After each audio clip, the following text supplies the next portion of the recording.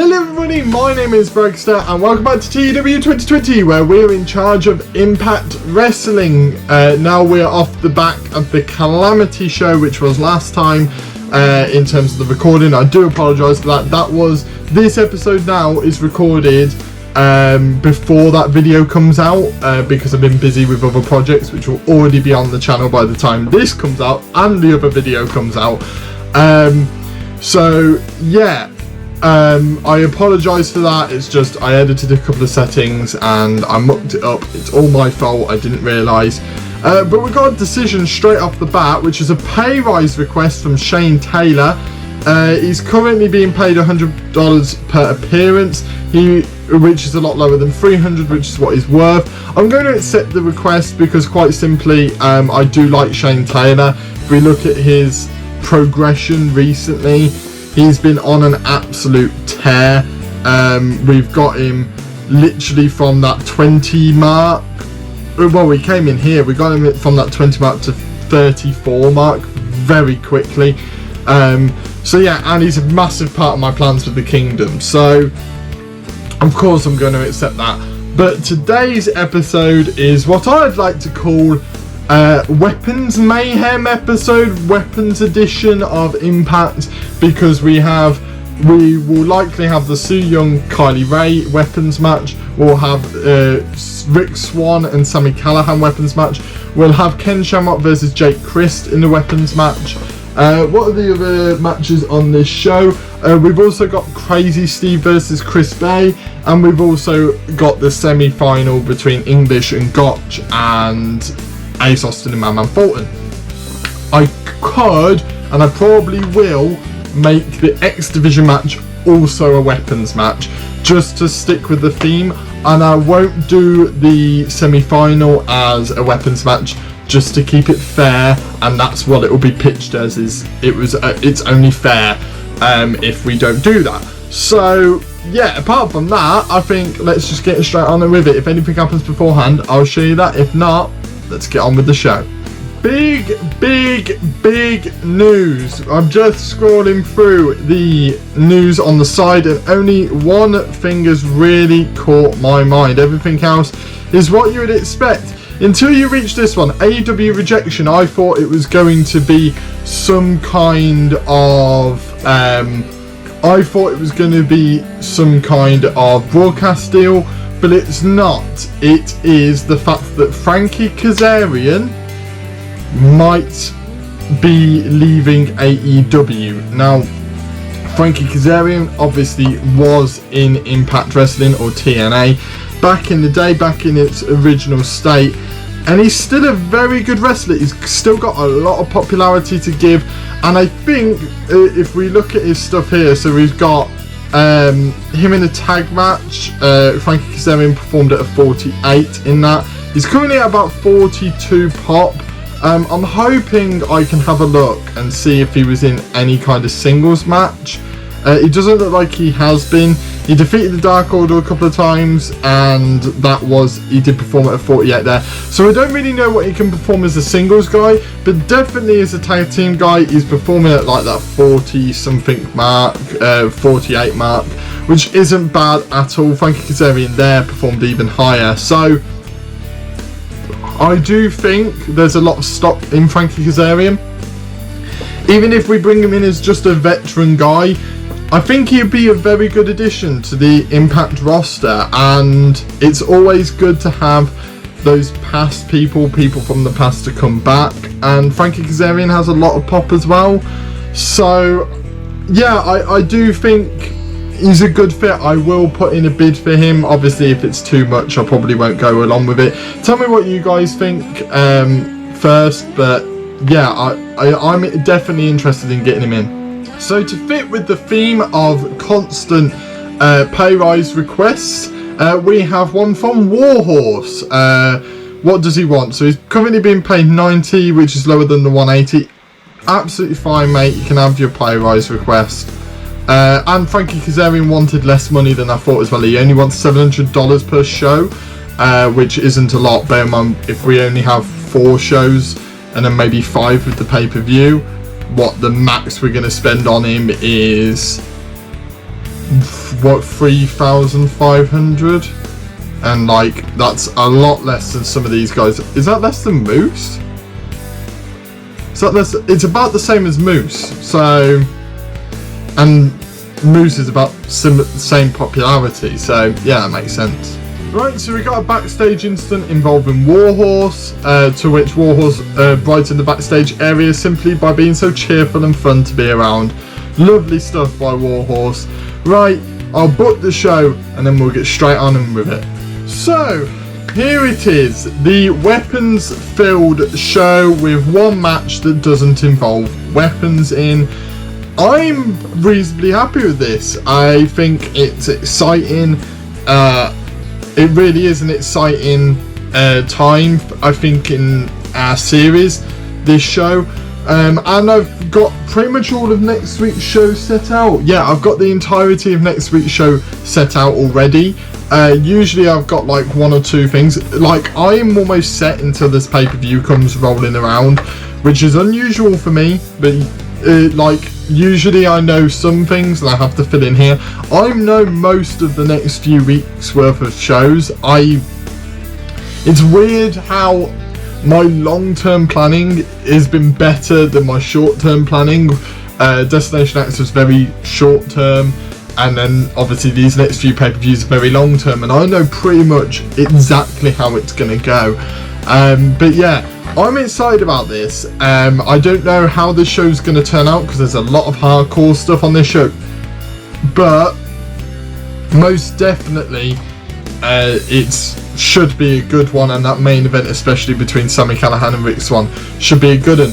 I changed the booking of the main event. I'm not sure how I feel about it, but thinking back, it's a good decision. So let's just get on with this show, shall we?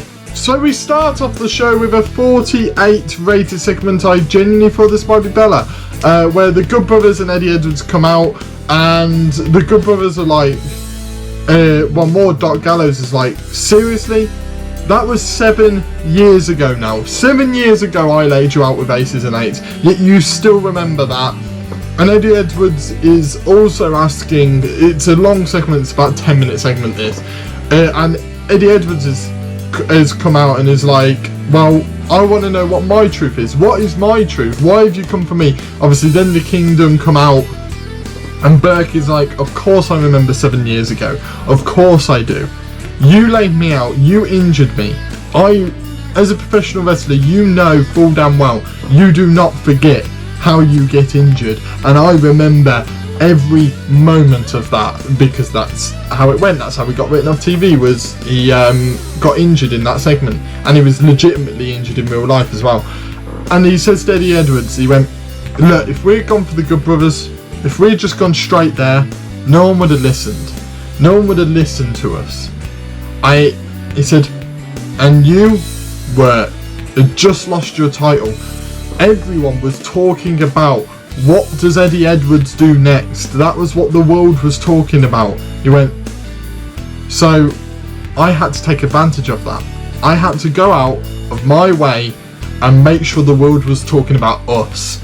And that's why Eddie Edwards was involved. So finally getting some answers from the Kingdom. Elijah Burke clearly stating, we went for you not because I don't like you, but because it was the way to get the world talking about us, which will naturally piss off Eddie Edwards. And then Doc Gallows is obviously finding out that, you know, it's all to do with this aces and eights, all to do with something that happened 7 years ago. So yeah, 48 rated segment there, nice stuff. I thought it might have reached above that 50 mark, but apparently not.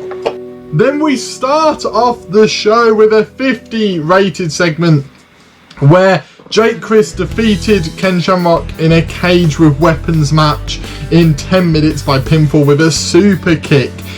Crist and Ken Shamrock have great chemistry. Ken Shamrock with a 45, Crist with a 49. Crist is genuinely becoming a main event talent. I'm saying it now, he's a main event talent.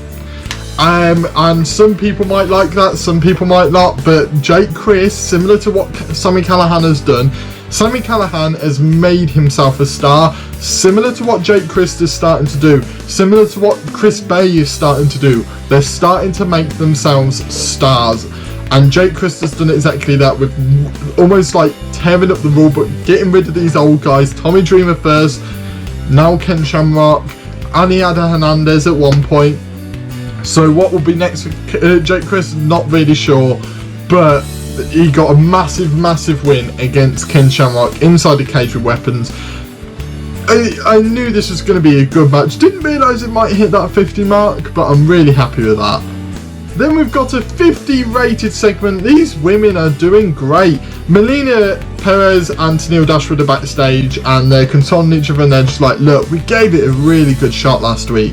And everyone ruled us out. No one believed we would stand a chance in that ring, and we proved ourselves. We really put ourselves out there in this tag division. So there's mutual respect going on. Bear in mind they're on different ends of the heel face divide. Melina Perez is a heel, Tennille Dashwood is a face, but they seem to be getting along.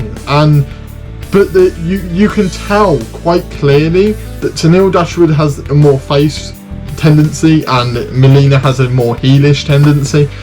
But there's this mutual respect between the two of them that has drawn them together. I might actually make them a tag team. These two are producing some really good stuff at the moment, and a 50 rating is some of the highest rated stuff we get out of the women's division at the moment.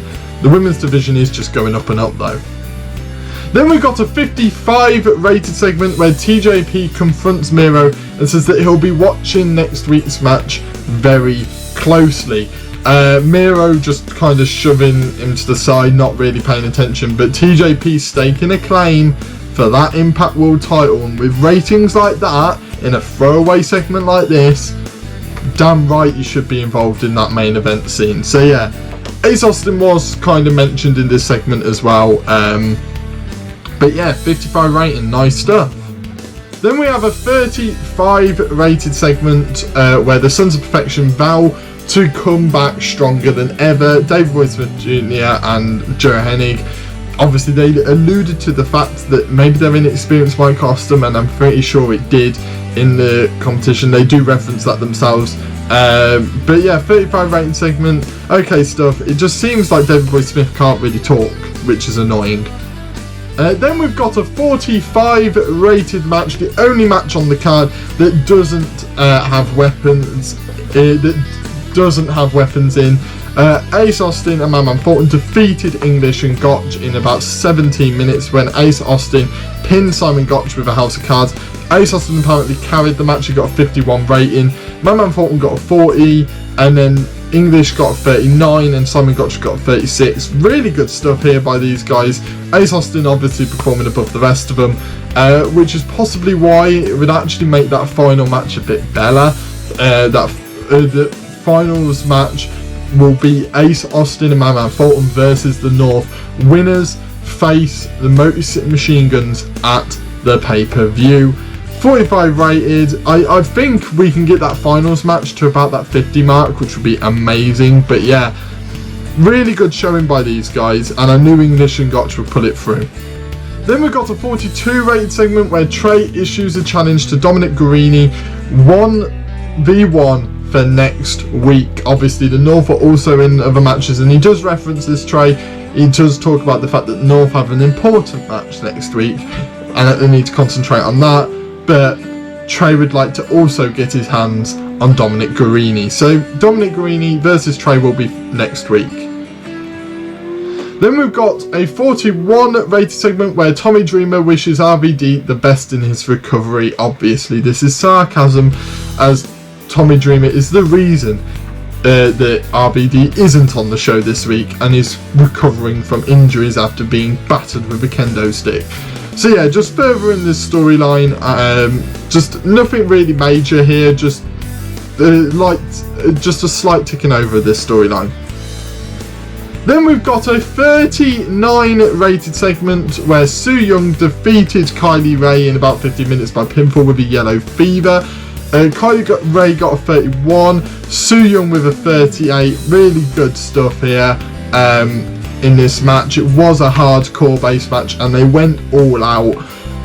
Kylie Rae showing a lot more of an aggressive side, so from here on out, this nice happy Kylie Rae will stay, but she won't be apologising every time she hits a move. So yeah, we'll keep the basis of this little storyline, but we'll add that little bit of legitimacy now to Kylie Rae. Then we've got a 59 rated segment where Sabin supports Alex Shelley. He's like, mate, you've got this. And Shelley is like, look, bad luck for last week. And Sabin's like, don't worry about me. Last week I got close, but I pushed him to the limit, but I couldn't get it done. I know full damn well you can get it done. You can win that title. I know you can. You can win it for the first time in your career. So that's what this whole build is on. Can Shelley finally win that world title in Impact? He deserves it after his tenure in the company, but can he actually do it? Then we've got a 47 rated segment where I put Armal in it initially. I forgot to change it to Matt Striker. Matt Striker is telling Chris Bay and Crazy Steve that their match is now a tables match to consolidate the fact that obviously this is a weapons based show, and they just go out to the ring as you do. Chris Bay goes out there with his stable, and then Crazy Steve goes out with Warhorse and Danhausen, and as he makes his entrance, Crazy Steve jumps off the top rope and puts himself through a table like the crazy motherfucker he is. I thought this would be quite a clever way of doing it. Obviously I wanted this to be a weapons match, and I thought a tables match would be good, but how do I set it up? Obviously having someone like Armal or Matt Striker getting involved. I haven't used Matt Striker too much, so I just wanted to see whether he could get good ratings, and he seems to be able to do that. But I thought, what would be a cool thing to do? Have Crazy Steve just put himself through the table, and then that kind of helps Crazy Steve a little bit when he eventually loses to Chris Bay in this match. Chris Bay defeated Crazy Steve in a tables match in 17 minutes when Crazy Steve was put through a table. Chris Bay hit that 50 mark again for the second time he's hit that 50 mark now. Crazy Steve with a 31. I expected a little bit better by Crazy Steve, but I'm not too concerned. The 48 rating's not bad at all. But yeah, it does kind of help Crazy Steve a little bit in the fact that he was already put through a table, so in a way that kind of protects him a little bit, even though he doesn't need to be protected. It's Crazy Steve. But yeah, that 48 rated defense for the title, nice stuff there. Then we have a 49 rated segment where Stephen Armal tells Grace if she beats Hojo next week, then she will be in the title match. It will be a triple threat for the title at the pay-per-view. Ty Valkyrie gets involved and is like, no, I'm not having that. I want her to beat me. If she can beat me, then she gets in. So Armal changes it. Armal references the fact that obviously the tag match he made last week has now made a mess of this women's title division. You know, and they're now just, everything's clashing now, and it's not a set in stone. It was set in stone of Grace and Peraza would deal with their stuff, Hojo and Valkyrie will deal with theirs. Now it's all mixing, and that's all due to the fault of Stephen Armal, and he does reference that. But yeah, decent stuff here. Jordan Grace apparently struggled to improvise, but everyone else did a really good job. But yeah, so it will be Jordan Grace versus Ty Valkyrie next week. Then we have a 68 rated segment where Moose confronted Miro and tells him he's the one that will lose his title, and that will be next week. So obviously Miro tried to get in the head of Moose. Now Moose is reversing that. He's playing an Uno reverse card to Miro and kind of going, no, you're going to lose the title. You underestimate Shelley and you're screwed. So Moose kind of showing a show of respect to Alex Shelley in a way of just warning Miro, if you don't book up your ideas, you're going to lose your title. And then the main event of the evening is a 59 rated segment where Sami Callihan defeated Rick Swann in 15 minutes by pinfall with a lariat. During the match, Eric Young ran in and attacked Rick Swann to help. Both Rick Swann and Sami Callihan took stunt bumps in this match. Rick Swann seemed off his game, which isn't ideal. But Sami Callihan is the story of this one. He had a 59 rated in-ring performance. If Rick Swann had reached that 50 mark, this could have hit that 60s and I would have been buzzing. But yeah, this match was brilliant. No holds barred, no DQ, because I'm not allowed to do a no holds barred match. But a no DQ match. Unbelievable stuff. Sami Callihan, I was going to have Rick Swann go over here, but then I realised that Johnny Gargano's out, he's not going to be there. Have Eric Young get involved to kind of keep Rick Swann a little bit strong, but Sami Callihan getting the ultimate win. And with Sami Callihan putting in performances like that, I can't afford him to lose popularity right now. He's on the up and up and up, and if anything, he could be winning that world title any second now with ratings like that. So yeah, 59 rating, lovely stuff. And what does that mean for the show? It means we get another 60 rated show. Do you know what? That is brilliant.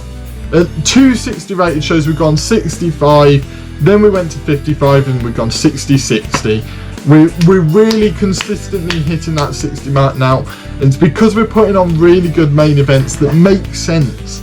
You know, that yes, they could be pay-per-view caliber matches with the right build, but without that build, they are just TV matches. And that's the likes of Sami Callihan versus Rick Swann. Could be on a pay-per-view, but quite happily could be on TV as well. So yeah, really good stuff here. I'm really happy with that. And we just move on yet again. And yeah, I'm chuffed to bits. I'm absolutely chuffed to bits. I knew that show would do pretty well. I got a bit worried when a couple of segments and a couple of matches didn't quite go the way I wanted to, especially when that women's match didn't quite hit that 40 mark. I was hoping it would, but I understand why it didn't. Kylie Rae is in the start of her career, or obviously the end of it in real life, but I wanted to keep her in the game. I really like Kylie Rae, and I think her character is quite interesting, and I know I'm changing her character a little bit, but I find it quite interesting. It's just really good story to tell here. Is Kylie Rae's character has changed a little bit. She's become a little bit more serious. In turn, Su Yung changed her. Su Yung is a threat to everyone on the roster, and that's quite clear now. So yeah, at least she's a threat now, and that kind of puts over Su Yung massively. Yeah, I'm just really excited. What stuff do we have? We have viewing figures there, and then we have a decision to make apparently. Frankie Kazarian, fuck me. Wow. We're gonna get Frankie in. We're gonna get Frankie in. Wow. Wow. Yeah, I'm chuffed to bits with that. Frankie Kazarian is in. I don't know how we're gonna use Frankie Kazarian, but that's a big get. Yeah. Put down in the comments where you want me to put Frankie Kazarian.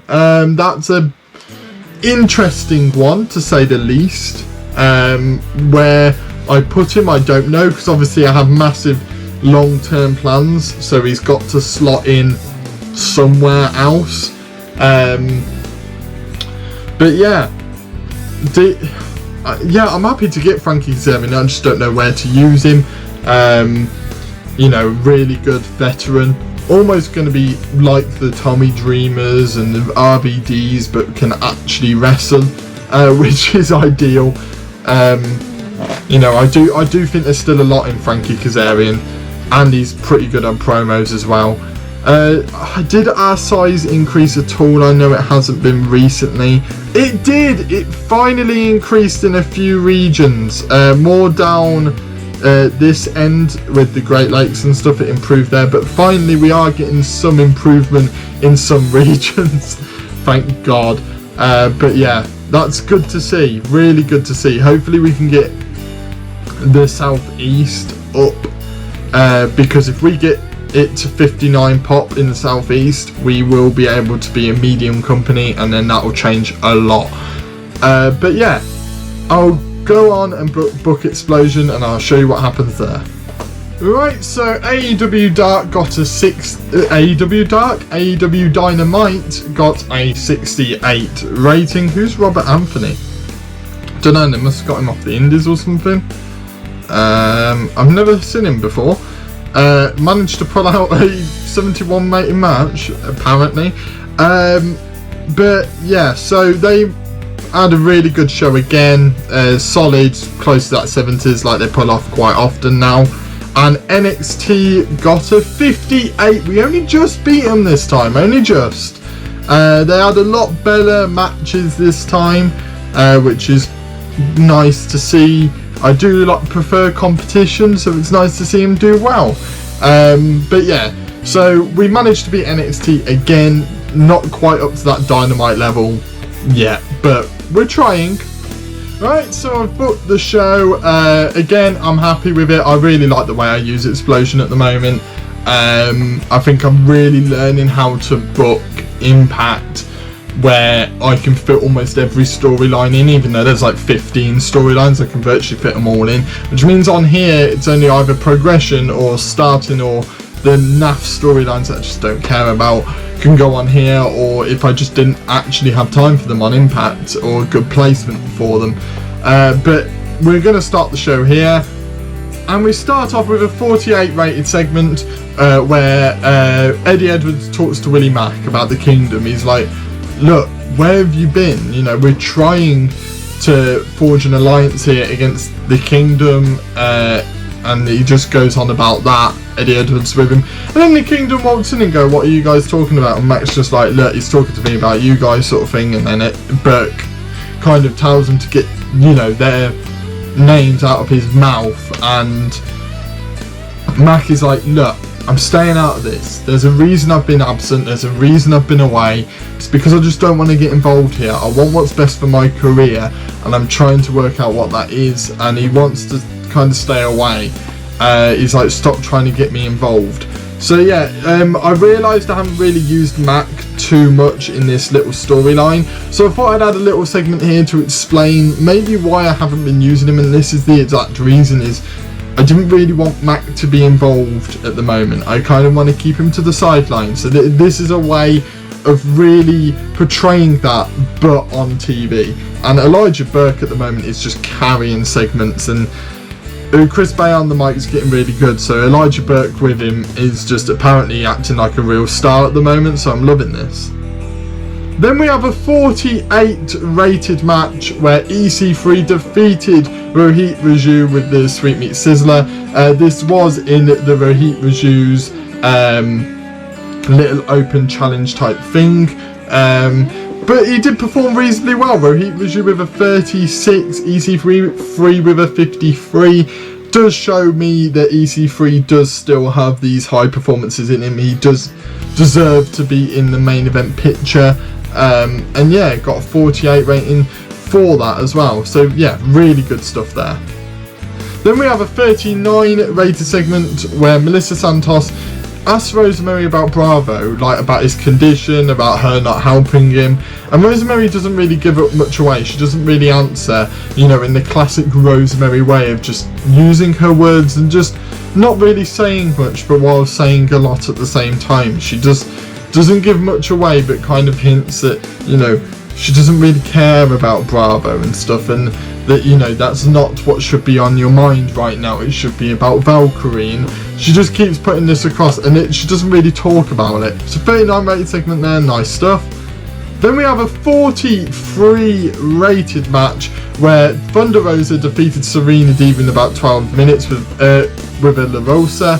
Thunder Rosa with a 53, with a 43, and Serena Deeb with a 33. I thought there might be a nice little rivalry between these two. I've just got Serena Deeb in, and obviously we know their history in NWA and even AEW at this point, so I thought why not have a little placeholder feud. I do have a plan for the women's division. I'm really excited to show it off. It might be revealed either in the next episode or at least in the next few episodes. I will reveal what that plan is. It's a reasonably big one as well, and it involves bumping up all of the women. I'm going to get a load of women up this card very, very quickly. So yeah, 43 rated, lovely stuff.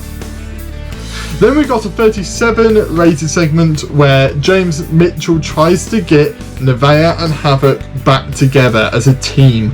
we're starting to see these women's teams popping up all over the place. We've obviously got Taya Valkyrie and Rosemary.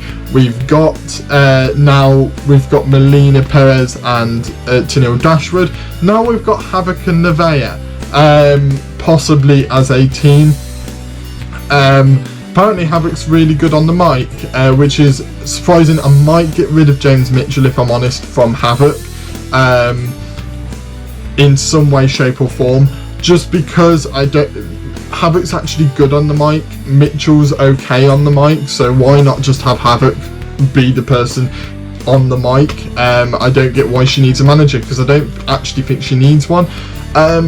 But yeah, this partnership with Nevaeh, obviously that's what's happening in real life, and they have history on the indies, so I thought maybe there could either be a rivalry between these two, or these two could come together and form another women's team on the roster.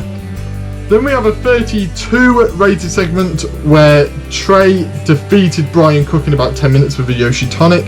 Trey got 35, Brian Cook with a 16. Unfortunately, they had no chemistry at all.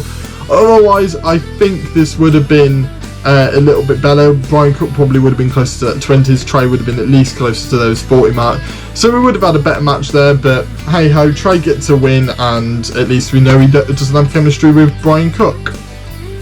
Then we have a 41 rated segment where the Warriors of Paint hype the match on Impact.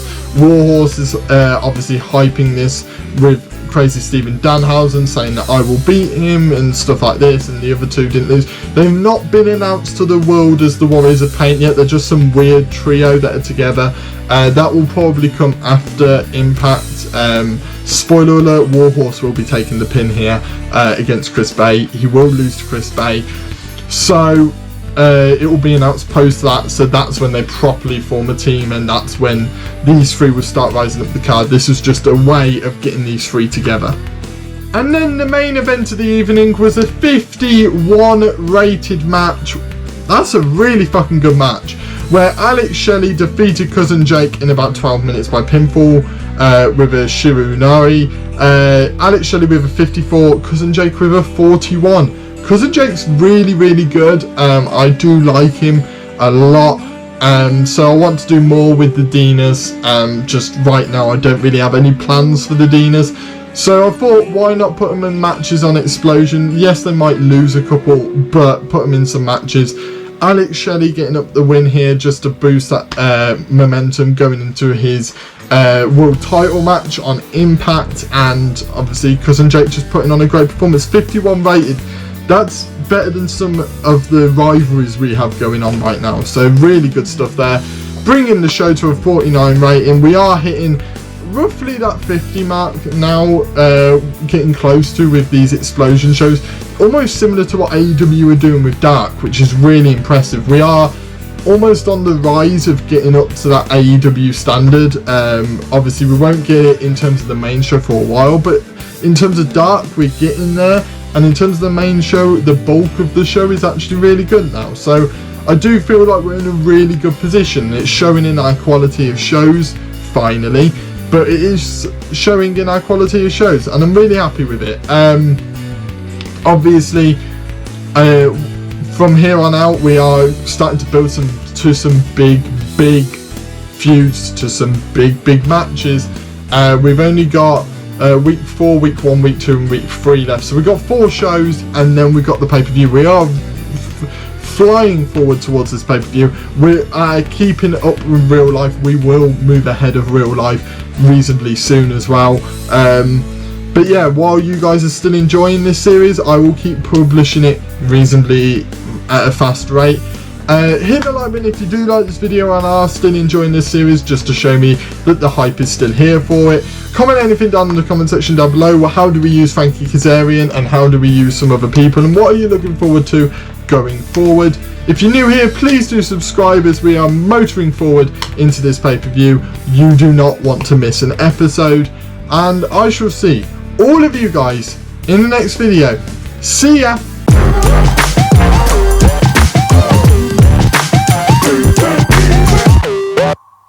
Hey!